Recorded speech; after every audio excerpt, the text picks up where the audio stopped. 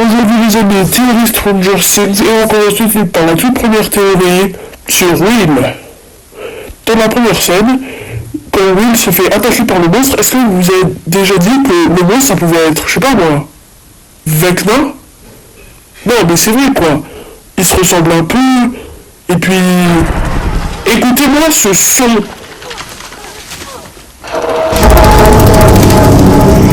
Vous vous dites pas que ça peut être, je sais pas moi... Les cloches de Vecna? Non, c'est vrai qu'on dirait quand même, hein. Et les cloches, c'est vraiment Vecna, quoi. Il n'y a pas d'autres personnages que symbolisés par des cloches. Et puis regardez ensuite.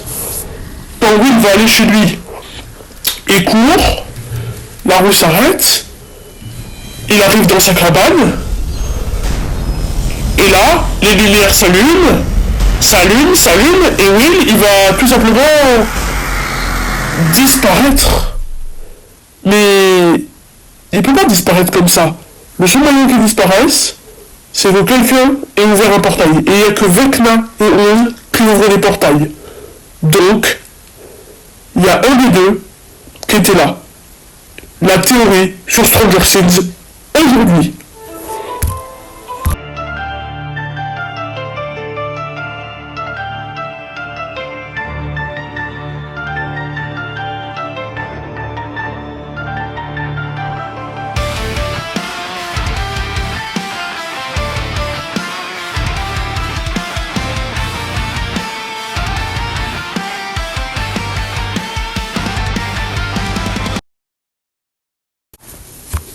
Théorie 1. Donjons et Dragons. Au tout début, ils sont tous là, autour de la table, et ils jouent à Donjons et Dragons. Et là, un monstre arrive. Et ce monstre, c'est le démon Gorgon.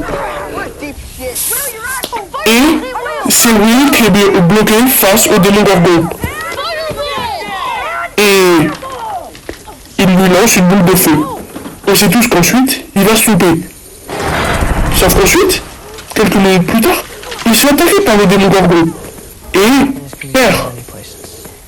Et dans le dernier épisode de la saison 5, tout le monde est autour de la table et ils parlent de leur aventure. De Luke et Mac qui se retrouvent. De Steel et les autres. Il parle aussi de Elf. Et Elf,